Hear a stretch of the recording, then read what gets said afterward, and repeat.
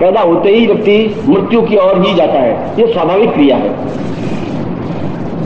मगर कुछ व्यक्तित्व ऐसे होते हैं कि बीच में रुक जाते हैं, और वे रुक जाते हैं उस समय जब बीच में कहीं सदगुरु मिल जाए। गुरु तो मिल जाएंगे, गुरु तुम्हें मिल जाएंगे हरिद्वार में, गुरु तुम्हें मिल जाएंगे मथुरा में, वृंदावन में, कई जगह गुरु मिल जाएंगे, और कई बार तुम नहीं भी ढूंढोगे तब भी गुरु मिल जाएंगे।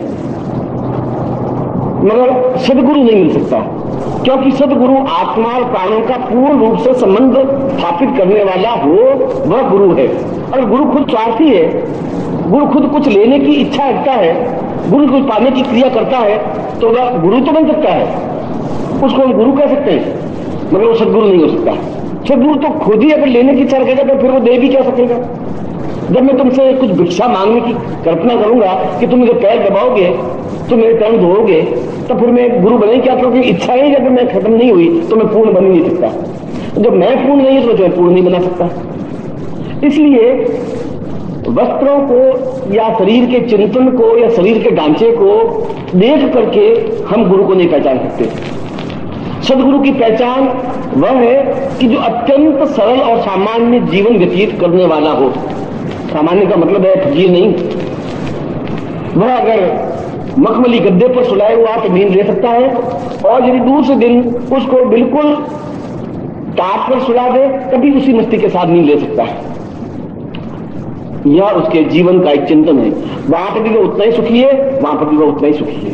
यदि किसी ने 5,000 रुपए दे दिए तभी वो सुखी है, और यदि किसी ने कुछ नहीं दिया है तब भी उसके मन में उसके प्रति कुछ आक्रोश नहीं है। ऐसा व्यक्ति सदगुरु बन सकता है। इसलिए ये नहीं शिष्य की कसौटियां हैं।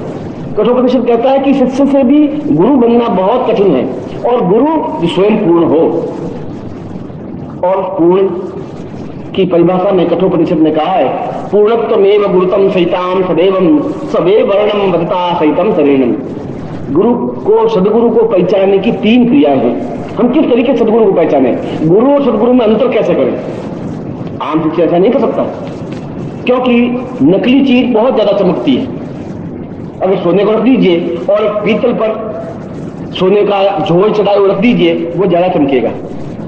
नकली जो हीरे बनते हैं वो असली हीरो से बहुत ज्यादा प्रकाश देने वाले होते हैं। और तुम्हारी आंखें नकली हैं, तुम्हारा शरीर नकली है, तुम्हारा चिंतन नकली है, तुम्हारे विचार नकली है। इसलिए नकली व्यक्ति नकली से ज्यादा संबंध स्थापित कर सकता है। इसलिए तुम उस गुरु के मुंह पास में जल्दी फंस जाते हो जो केवल याचक वृत्ति वाला है, या जिसको मैं कई बार प्रवचनों में भिक्षुक कहता हूं। वे भीख मांगने वाले हैं, भिक्षुक हैं, वे गुरु बन ही नहीं सकते। वे गुरु शब्द को शर्मिंदा करते हैं। इसलिए वह गुरु अगर तुम्हारे प्रारब्ध में कहीं बीच में मिल जाए, उस तुम्हारी यात्रा में, जो यात्रा जन्म से मृत्यु की ओर है, उस रास्ता पर तुम जा रहे हो। और ये जरूर नहीं है कि ऐसा सदगुरु तुम्हारे पिता को मिल जाए, ये कोई जरूर नहीं है। ये भी जरूर नहीं तुम्हारे दादाजी को मिल गए हो या परदादा को मिल गए हो, ऐसा कोई जरूर नहीं है। नहीं भी मिले, हो सकता है तुम्हारे जीवन में भी नहीं मिले, हो सकता है तुम्हारे जीवन में मिले और तुम नहीं पहचान सको, और हो सकता है तुम्हारे प्रारब्ध इतने फूटे हुए हो कि वो मिल भी जाए तो तुम पास में से निकल जाओ। इसमें कुछ भी हो सकता है। मगर उस कठोपनिषद में कहा है कि सदगुरु की पहचान की 3 स्थितियां हैं, और वह स्थितियां हैं कि वह अत्यंत उच्च कोटि का जीवन जी सकता है, अत्यंत सामान्य स्थिति में भी आनंद प्रद रह सकता है। राजा के महल में उसी मस्ती के साथ सो सकता है, और 24 तरह के पकवानों को भी खाकर के तृप्ति महसूस कर सकता है।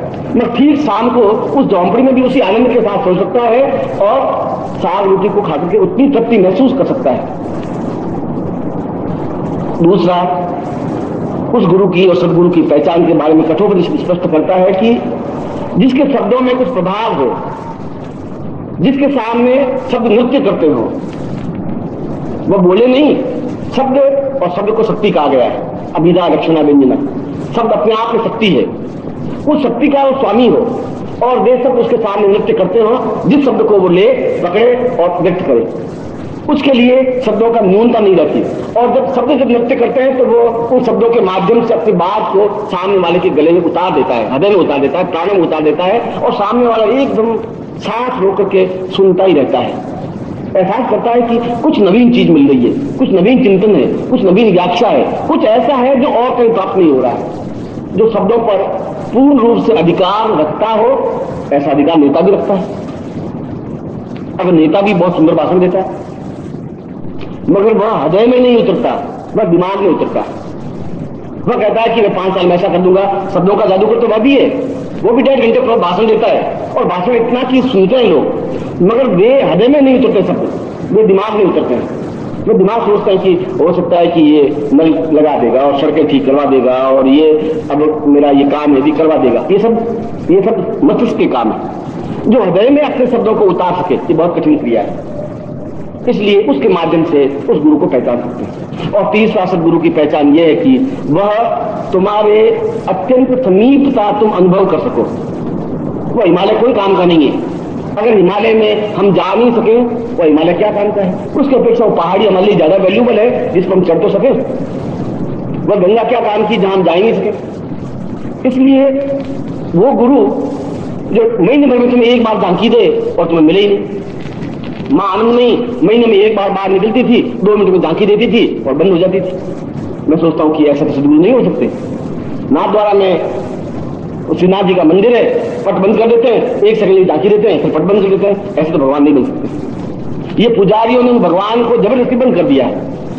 वो भगवान कैसे? जिनके हम देख के तृप्ति अनुभव नहीं कर सके। हमारी तृप्ति हो ही नहीं, तुम पढ़ के बंद कर दो। वो गुरु कैसा जो तुम्हारे समीपता अनुभव ही नहीं कर सके, जिनके पास हमारे हर क्षण हमारे दिमाग में प्रश्न बनेंगे, हर क्षण उत्तर देने वाला हमारे पास होना चाहिए, जो हमारे सुख में दुख में हमारे चिंतन में विचार में अनुरूपता महसूस करता हो, जो तुम्हारे परिवार का एक सहायक हो, मार्गदर्शक हो, एक गुरु हो, एक पिता हो, एक चिंतक हो, और तुम्हारे दुख में उतने दुखी हो, तुम्हारे सुख में उतनी प्रसन्नता अनुभव कर सके। और जब ऐसी स्थिति बनती है तो गुरु और शिष्य का संबंध शरीर और प्राणों का बन जाता है, और बन जाता है तो उस प्राणों को शरीर से अलग कर नहीं सकते। कर सकते हैं साधना के माध्यम से, मगर शरीर उसमें बहुत तड़पता है। कहते हैं कि तुम मेरे प्राण स्वरूप और तुम जाते हो तो बहुत बेचैनी आती है। जो तुम्हारी याद आती है तो मन बहुत बेचैन हो जाता है। जो अत्यंत प्रिय होता है, हम उससे जब दूर जाते हैं तब बड़ा ही एक छटपटाहट सी महसूस होती है, इसलिए कि प्राणों का कुछ हिस्सा दूर बैठा है। और यह छटपटाहट शिष्य में बने, ये गुरु की ड्यूटी है। यह शिष्य में छटपटाहट बने, ये शिष्य का गौरव है, क्योंकि यह छटपटाहट उस जीवन की पूर्णता की ओर अग्रसर कर सकता है। क्योंकि इस छटपटाहट में स्वार्थ नहीं है। इस छटपटाहट में तुम्हारा उस गुरु से कोई शरीर का संबंध नहीं है।